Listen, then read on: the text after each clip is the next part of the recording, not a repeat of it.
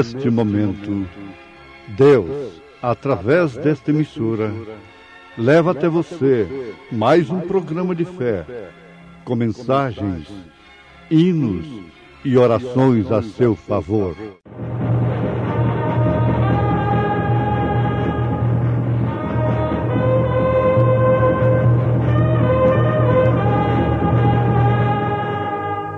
Fé para vencer. Somente crer, somente crer, tudo é possível, somente crer, somente crer, somente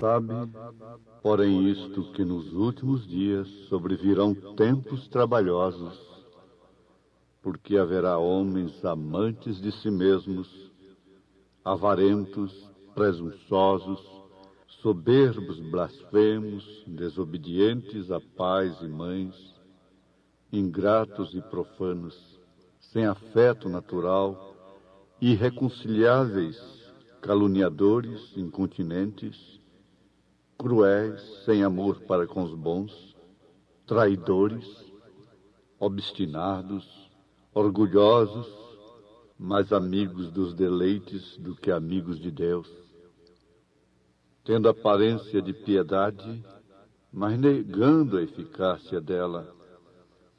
Destes afasta-te.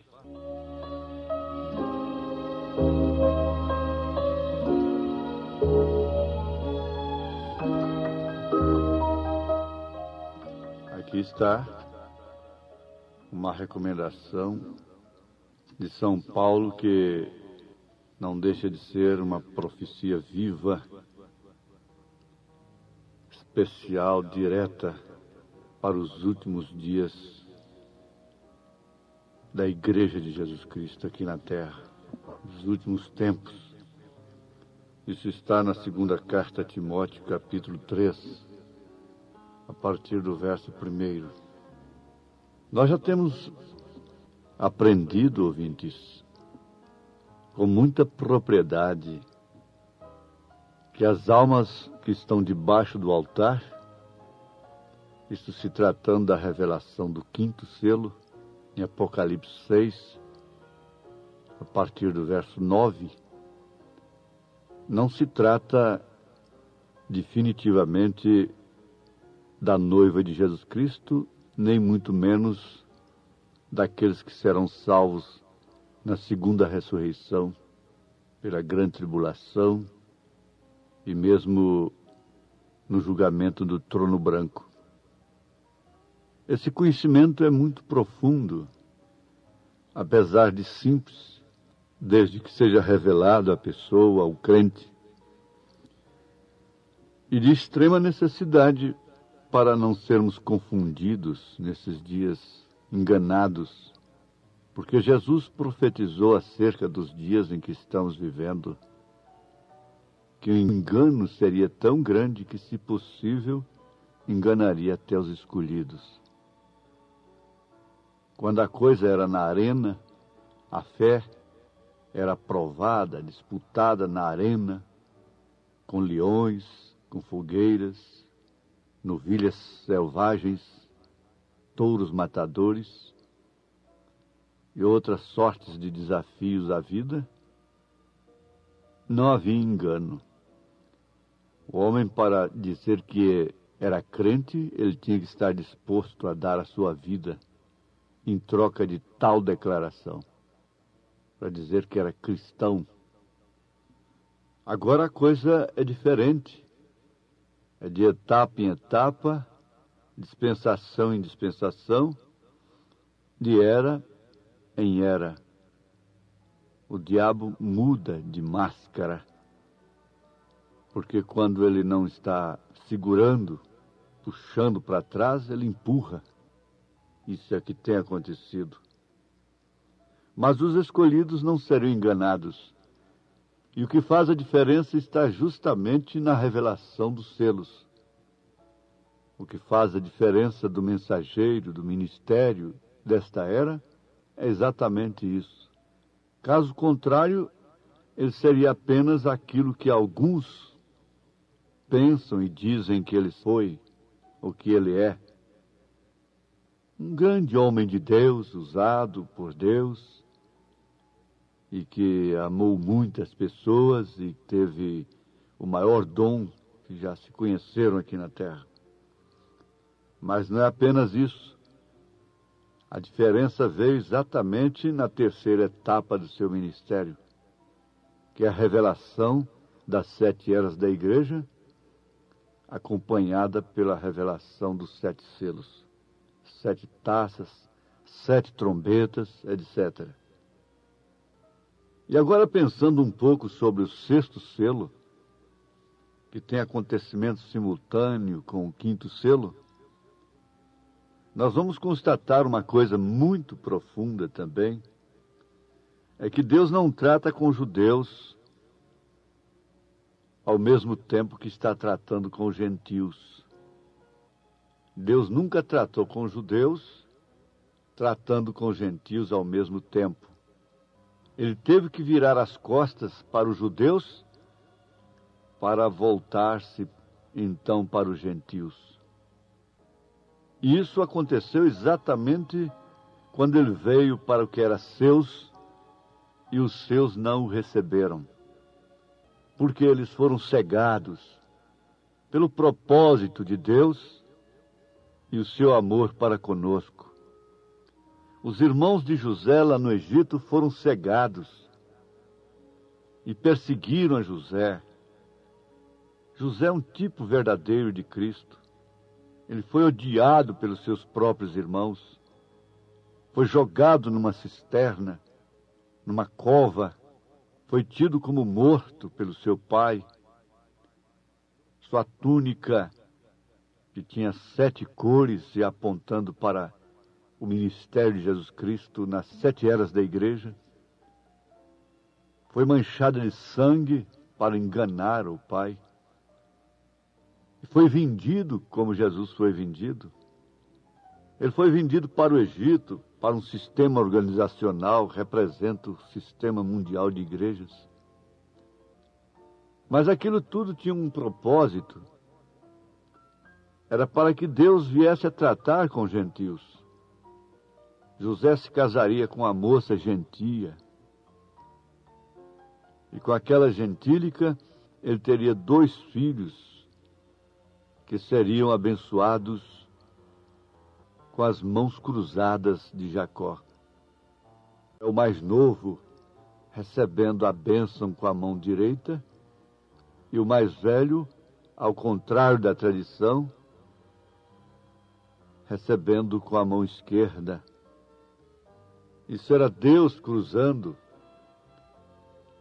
tirando dos judeus, que tinha a primazia, passando para os gentios, que não tinham direito.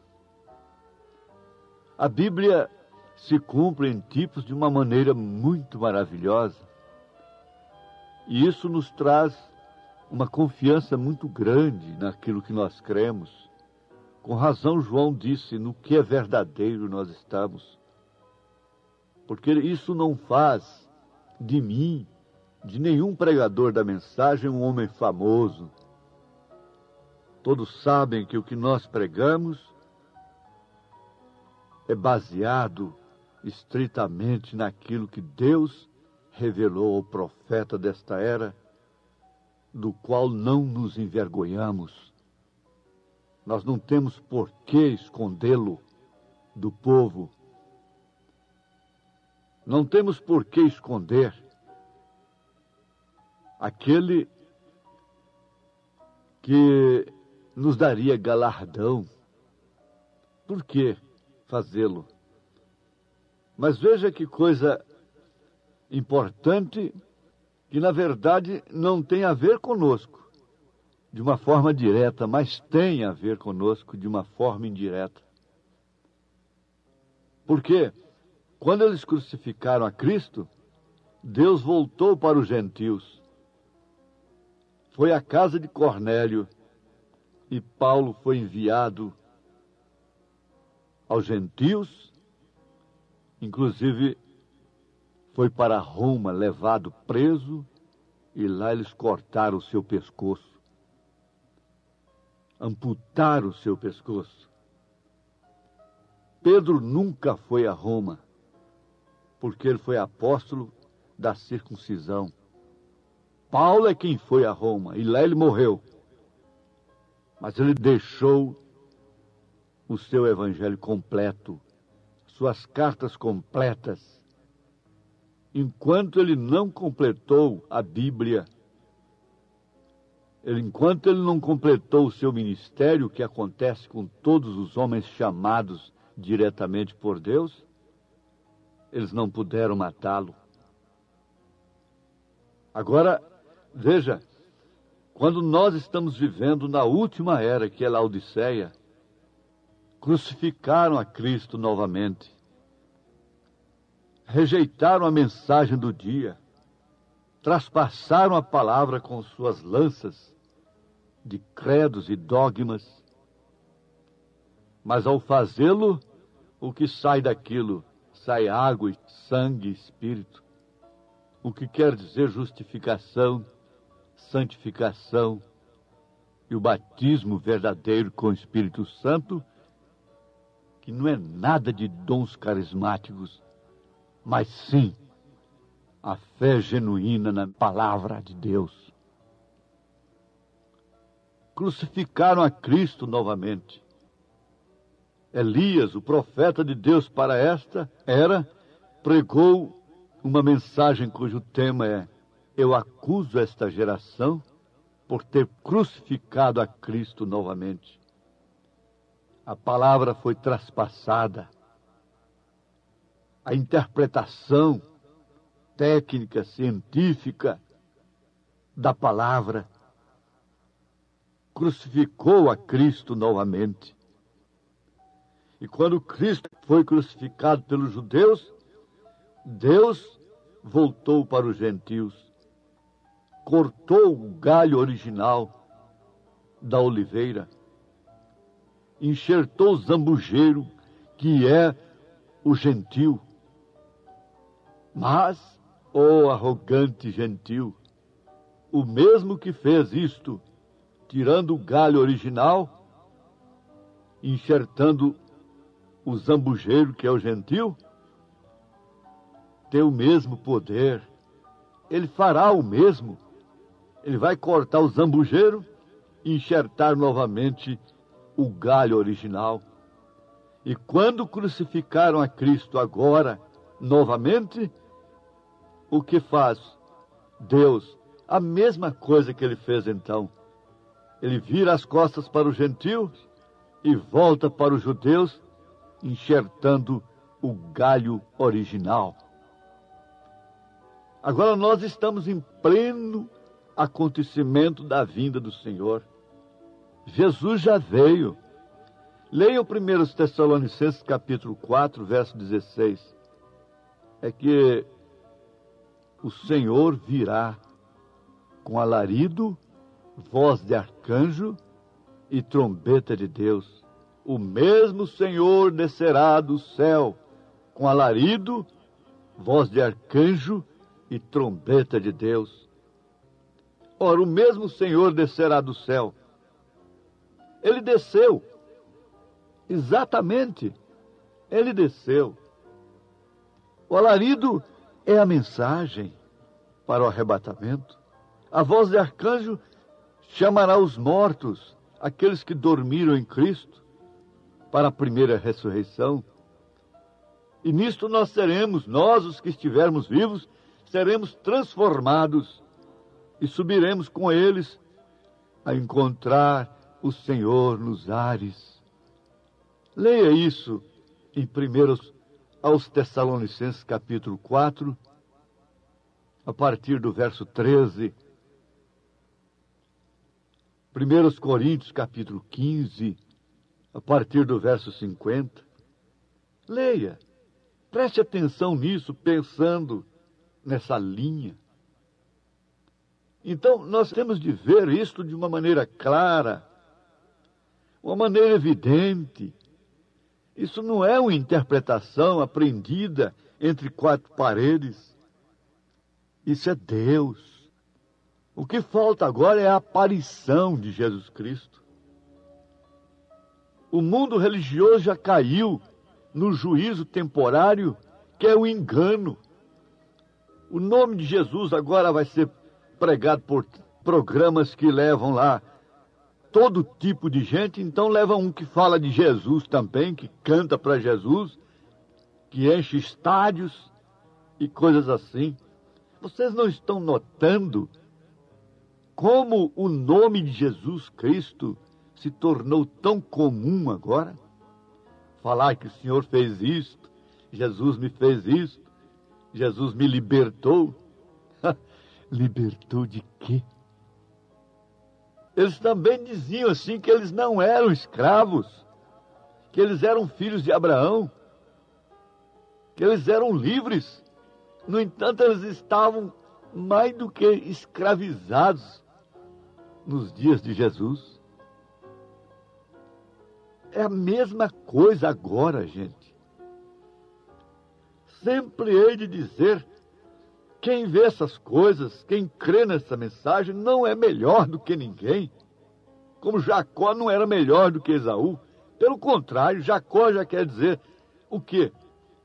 Trapaceiro, mentiroso. Mas Deus amou Jacó e aborreceu a Esaú. E Paulo disse, bom, você pergunta, faz Deus acepção de pessoas? Ele próprio responde, Deus tem misericórdia de quem Ele tem misericórdia, tem compaixão de quem Ele tem compaixão. Ele é soberano, Ele elege, Ele predestina, desde antes da fundação, aquele que deve pertencer ao seu corpo eleito para ser realmente sua esposa. A igreja que vai no rapto, no arrebatamento. Então, vendo estas coisas, é que nós não seremos enganados. Agora, nesse sexto selo não tem nada a ver com gentios mais. Também o quinto selo. A igreja de Jesus Cristo, a noiva, sobe no quarto selo, no rapto. Ela sobe e só volta em Apocalipse 19. Porque o cavaleiro do cavalo 6 não é Cristo. Estão enganados redondamente. Já afirmamos isto. Ele estava conquistando o laico. Quem não concordou, então ele mudou para o cavalo vermelho. Foi sangue. Não concordou com o que concluíram no pacto político-religioso do concílio ecumênico, lá de Niceia, 325 anos depois de Jesus Cristo. Até então não havia batismos nos títulos, mas sim no nome de Jesus Cristo. Até então não se falava em três pessoas distintas. Até então Jesus não tinha nascido em dezembro e não tinha comércio em torno do nascimento de Jesus. Mas ela seria comerciante. Não dá para ver isto. Exatamente a mesma coisa agora. Os apóstolos desceram do cenáculo batizando no nome do Senhor Jesus. E eles saíram daquele pacto político-religioso de Niceia batizando nos títulos. E você quer ficar nisto? Você pode perguntar, escuta, então e aqueles cristãos verdadeiros que morreram antes desta mensagem? A quem mais é dado, mais é exigido. Isso é uma lavoura. Lutero não podia ter tudo. João Wesley não podia ter tudo. Foi um parto natural. que é precedido por água. A mensagem de Lutero é a água. No mundo tecnológico, fala perfeitamente disso. Lutero é a carroça, é a carruagem. John Wesley já é o automóvel. Os dons espirituais, que têm acontecimento simultâneo com a santificação que John Wesley pregou dentro da era de Filadélfia, é o avião. Mas agora é espaçonave, é sair fora da terra, é arrebatamento. Essa era reúne todos os males das demais, bem como todas as virtudes. Eles não podiam ter mais, porque eles eram apenas reformadores. Eles não foram profetas. Eles não tiveram ministério para reunir tudo. Lutero, mesmo pregando 95 teses contra Roma, ele não pregou tudo. Ele não esteve contra todos os erros. Ele não podia estar, porque aquilo era o broto apenas da semente que tinha semeado. Era o broto da árvore que a locusta, o gafanhoto, o purgão, a lagarta tinha comido durante as eras. Agora, uma coisa é certa. Preste atenção. Anote no seu caderno de pregação, obreiro. Deus não está tratando mais com o sistema religioso gentílico. Ele diz, mas há tantas bênçãos, tanta salvação, tantas curas, e assim, Deus derrama sol e chuva sobre o justo e injusto, sobre o joio e o trigo. Não resta dúvida. O que falta agora, sabe o que é? É este sexto selo entrar em cumprimento.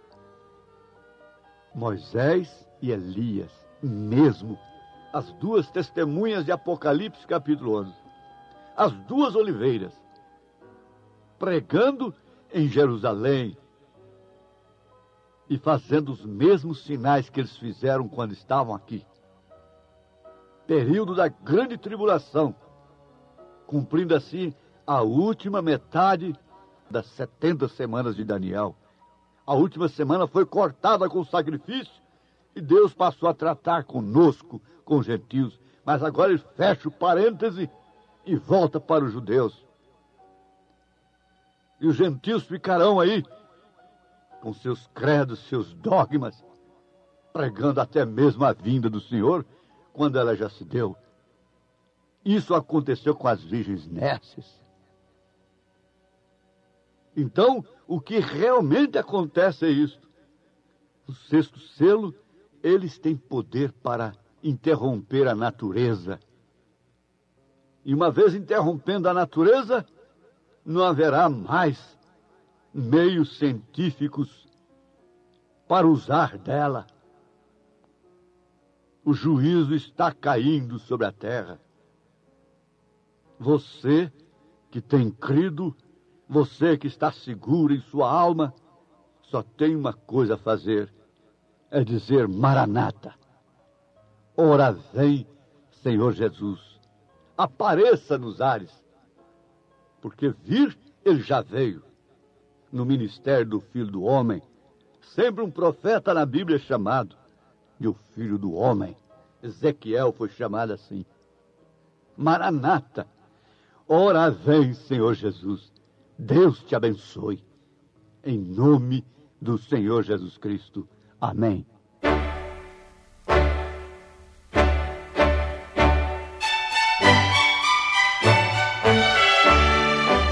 Ouvintes, escreva-nos pela caixa postal de número 15.020, 15020, CEP 74.501-970, Goiânia, Goiás. O nosso endereço na internet é www.apalavraoriginal.org.br. Volte a nos ouvir amanhã novamente neste mesmo horário, nesta emissora, se o Senhor nos permitir, com fé no Filho de Deus, a fé que vence o mundo.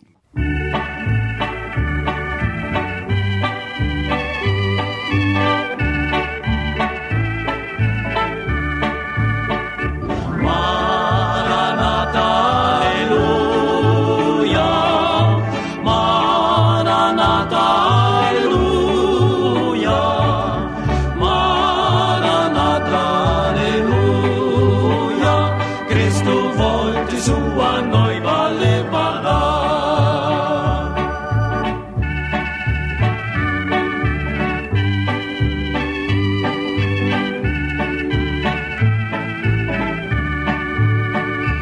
Aguardando a volta do Senhor, em prontidão estás. Tens mostrado com tua vida que Jesus não tardará. Andas ocupado em seu serviço, ocioso estás. O relógio de desprever baterá.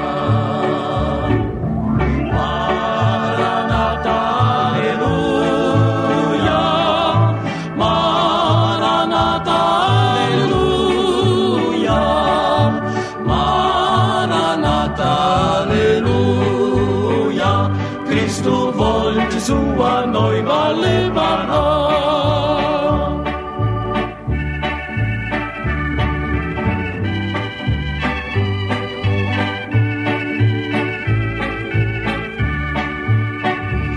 Os sinais dos tempos mostram que Jesus breve virá. Muito anelo encontrá-lo e com ele sempre está. Novas vestes, meu Senhor, naquele dia me dará. Oh, que gozo sua face contemplar. Maranata, aleluia. Maranata, aleluia. Maranata, aleluia. Cristo volte, sua noiva levará. Maranata, aleluia. Maranata, aleluia. Maranata, aleluia. Cristo volte, sua noiva levará. Cristo volte, sua noiva levará.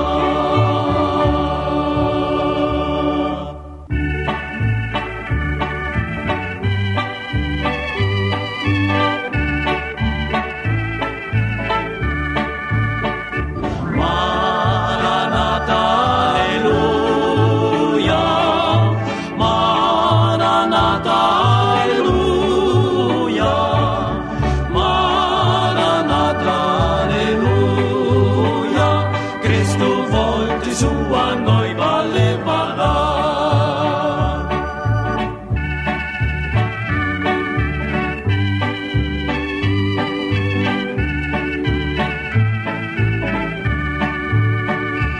Aguardando a volta do Senhor, em prontidão estás. Tens mostrado com tua vida que Jesus não tardará. Andas ocupado em seu serviço, ocioso estás. O relógio de desprever baterá. Maranata, aleluia. Maranata, aleluia. Maranata, aleluia. Cristo volte, sua noiva levará.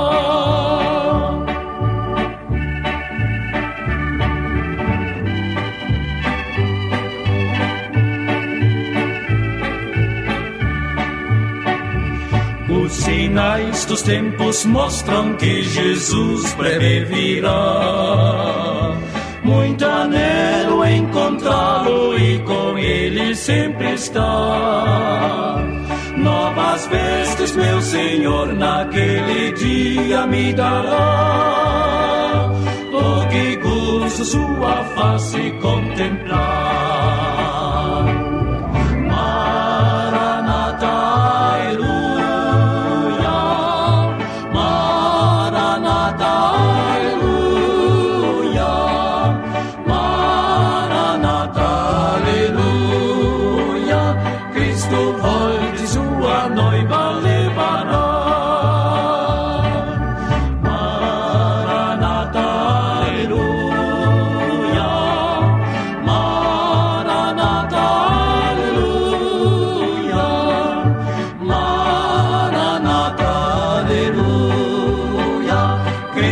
porque sua noiva